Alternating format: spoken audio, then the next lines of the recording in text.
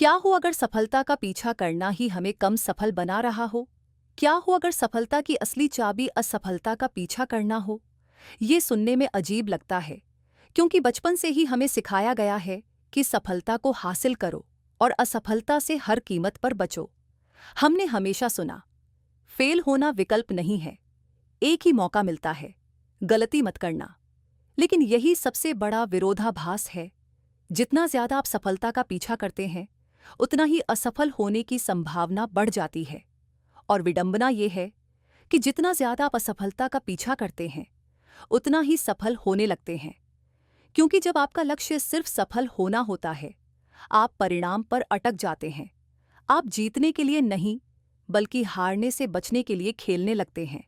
आप सावधान हो जाते हैं, जोखिमों से बचते हैं और सही समय का इंतजार करते रहते हैं, जो कभी नहीं आता। और आप वहीं के वहीं फंसे रह जाते हैं, असफलता के डर से जकड़े हुए। लेकिन जैसे ही आपका लक्ष्य असफल होना बन जाता है, कुछ बेहद दिलचस्प होता है। आप इंतजार करना छोड़ देते हैं और तैयारी से पहले ही कदम उठाने लगते हैं। आप गलतियों से डरना बंद कर देते हैं और उन्हें इकट्ठा करना शुरू कर देते हैं। हर असफलता एक डेटा पॉइंट बन जाती है, एक प्रयोग, एक छुपी हुई जीत। धीरे धीरे आपका असफलता के प्रति नजरिया बदलने लगता है। आप समझते हैं कि असफलता सफलता के विपरीत नहीं है, बल्कि उसका मुख्य घटक है। उदाहरण के तौर पर, कई सालों तक मैं सामाजिक चिंता से जूझता रहा। मैं खुद पर परफेक्ट बनने का बहुत दबाव डालता था। मैं सफलता का पीछा कर रहा था, सबसे अच्छा बोलने वाला, सबसे आत्मविश्वासी, सबसे करिश्माई बनने की कोशिश में। लेकिन इसका उल्टा असर हुआ। जहां असफल होने का डर था, मैं वहां जाना ही बंद कर देता था।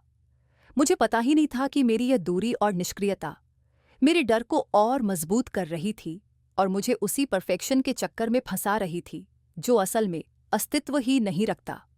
फिर मैंने खुद से एक सवाल पूछा, क्या होगा अगर मैं असफलता का पीछा करूं?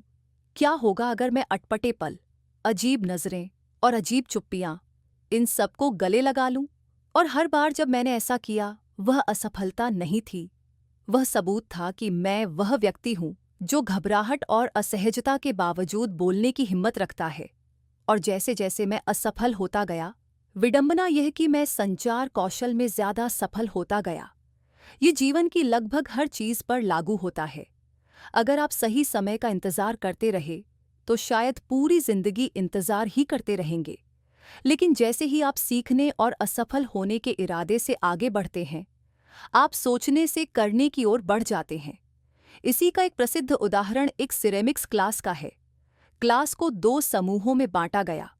एक को मात्रा, कितने बर्तन बनाए, पर ग्रेड दिया जाता था, और दूसरे को केवल गुणवत्ता, एक परफेक्ट बर्तन पर। परिणाम, मात्रा वाले समूह ने बेहतर और उच्च गुणवत्ता वाले बर्तन बनाए, क्योंकि हर प्रयास, हर गलती एक नया डेटा पॉइंट बन गई।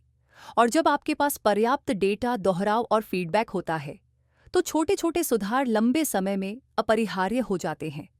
जैसा कि थॉमस एडिसन ने कहा था, मैं असफल नहीं हुआ, मैंने सिर्फ 10,000 ऐसे तरीके खोजे जो काम नहीं करते। इसलिए सफलता का पीछा छोड़ दें और असफलता का पीछा शुरू करें।